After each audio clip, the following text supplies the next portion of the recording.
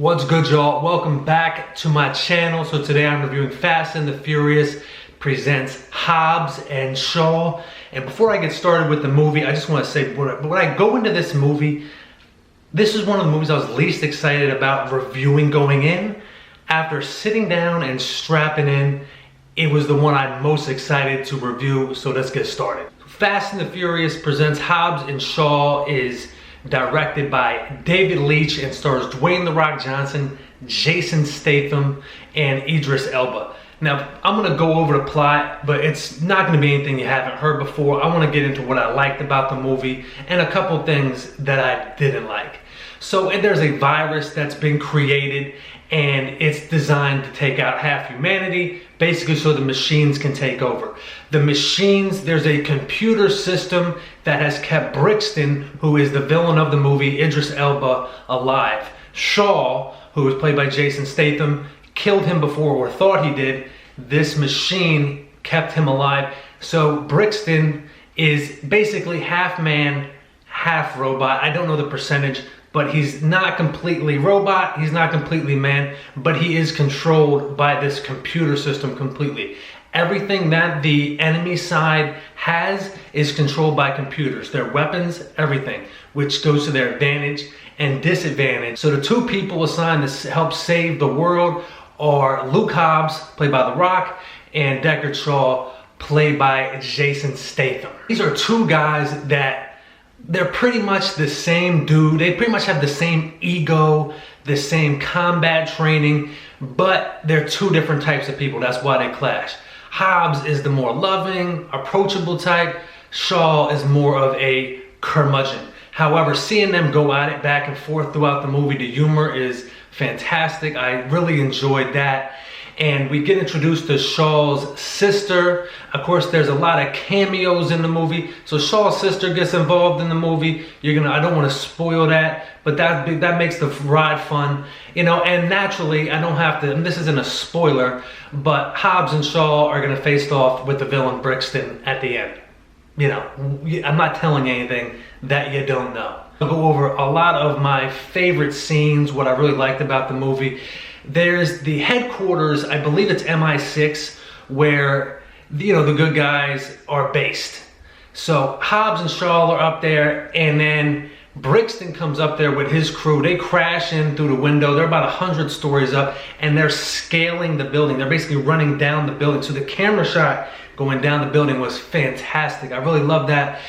I want to also say I loved all the chase scenes in this movie. I thought they did maybe one too many, but it wasn't that bad. Now, what I liked about the chase scenes is that Jason Statham was driving in all of them. He was the transporter, and that is why I loved him in these chase scenes, because I got to revisit The Transporter, which was one of my favorite movies when it came out. It's still a great action movie. I still love it a lot, but it was cool to see him in this. All different types of, he's in a dune buggy at one point. In the end, there's a chain of cars and a helicopter. It's just all around great fun. The humor going back and forth between Hobbs and Shaw is fantastic.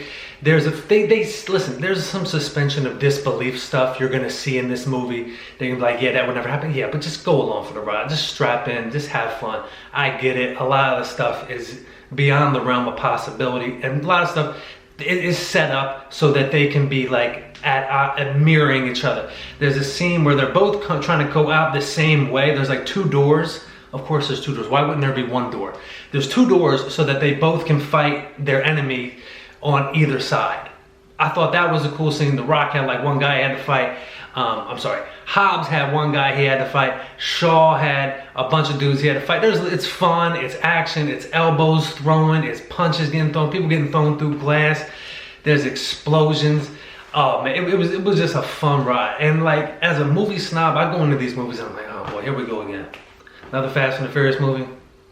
Something I've heard. And the last few of these movies, like Fast and the Furious type movies I go into, I'm like, oh yeah, this is something to get. And every time I sit down and I strap in, I love it. I have a good time, because you just gotta let yourself go. You gotta just let yourself enjoy the movie. The humor is so fun. The chase scenes are fantastic. I mentioned the dune buggy, the scaling the skyscraper.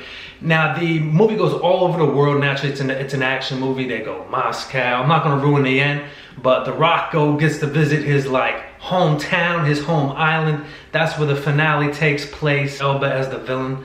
That man has presence on screen. He has just an edge and arrogance to him that's perfect for a villain. Now, I also think he'd be a perfect James Bond, but I don't want to get too much sidetracked. But anyway, he just has a presence of being a villain, just this mean, I don't care attitude. So he naturally goes off, well, his whole crew, the whole evil side that's curtailed by this computer, led by Brixton, is facing off with Hobbs, Shaw, and the rest of people you'll see on the island where the Last Showdown is. I like the way they get away from natural weapons. They do like some traditional cultural stuff, which I really liked. I thought that was awesome. Another thing I like before I go over the last scene, there was lots of good cameos in this movie. Some of them are predictable, some of them aren't. So I'll go into a couple things I didn't like before I get into how I thought about the ending and where the series is going from here. There's some corny humor in it here and there. There is a few moments of suspension of disbelief, and there's probably one too many scenes. You probably could have cut out an action scene or a chase scene here and chopped it down. The movie is about 2 hours and 20 minutes. So if you've heard my reviews before, you know it's a little bit out of my wheelhouse. I didn't mind it. It did feel like around an over 2 hour movie. So it didn't like get away from that, even though I did have a fun time. That is really all the negatives, I guess you could say, I had with this movie. Nothing really that much, nothing really that serious. And listen, if you go into this movie expecting Die Hard, you're going to be disappointed. It's not reinventing the action movie. It's doing things that all action movies done. You've seen the Expendables, you've seen the other Fast and the Furious movies. This is what it is. Now, I'm going to say this, and this might be controversial to anyone who loves the Fast and the Furious franchise, but I enjoyed this movie more than I enjoyed the last Fast and the Furious movie, mainly because it was just fun. There was humor, action, and a little bit of side romance, enough to keep the plot going. I'm not big on too much romance in action movie, but there was enough where it didn't bother me. It was well placed, I thought, not too bad at all. But yeah, it's not reinventing the wheel. But like the last Fast and the Furious movie, there was just too much like emotion and Vin Diesel talking about family 600 times. Like, we get it, dude. You love your people. Like, but you're killing other people. Like, do you not realize that like other innocent civilians are getting killed? There's none of that in this movie. It's just a fun ride. I'm gonna call this like the Thor Ragnarok of the Fast and the Furious franchise. And it has the Fast and the Furious name attached to it. It has Fast and Furious characters, so I can say that if I want. The last scene is just action-packed. It's got helicopters. It's got a string of cars. There's a cliff. There's the showdown between Hobbs, Shaw, and Brixton. And to put Brixton in perspective as a villain, you needed both Hobbs and Shaw to face him. The Rock and Jason Statham you needed versus this guy. He is a machine. And that ties in. He's almost like the Terminator, and this movie does give nice little nods to other great action movies. Not great action, but you know, the action movies that set this type of action movie up. But go out, guys. I don't want to spoil the exact ending. There is a post-credit scene, so definitely hang around for a few minutes afterward. You'll enjoy that. It's nothing, you know, special. Obviously, there's going to be a sequel. It's Fast and the Furious, so they're going to make these movies until people stop showing up. But go out to this movie, have a good time. If you're going out for like a date night out to your friends, I would say this over Once Upon a Time in Hollywood. Now, the film Once Upon a Time in Hollywood is better. I'm not going to get away from that. But if you're looking to just go out and have a good time with your friends, spend your 2 hours and 20 minutes watching this movie versus that. It's just a fun ride. But guys, thank you so much for joining me today. I greatly appreciate your time. I'll be back. I'll see you guys soon.